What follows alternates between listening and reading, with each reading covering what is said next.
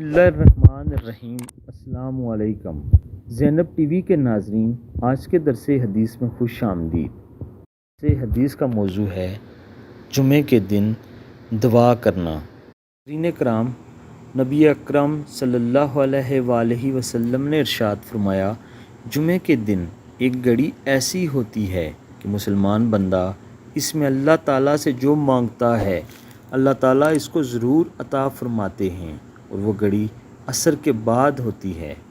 مفہوم حدیث یہ ہے، اللہ تعالیٰ نے جمعے کے دن ایک گھڑی ایسی رکھی ہے کہ اس گھڑی میں جو بھی مانگا جاتا ہے اللہ تعالیٰ قبول فرما لیتے ہیں، اور اس گھڑی کی نشاندہی کرتے ہوئے نبی اکرم صلی اللہ علیہ وآلہ وسلم نے اس گھڑی کو نماز عصر کے بعد کی کوئی بھی گھڑی قرار دیا ہے، یعنی کہ نماز عصر کے بعد بھرپور دعا کی جانی چاہیے، اللہ تعالیٰ ضرور قبول فرمائے گا۔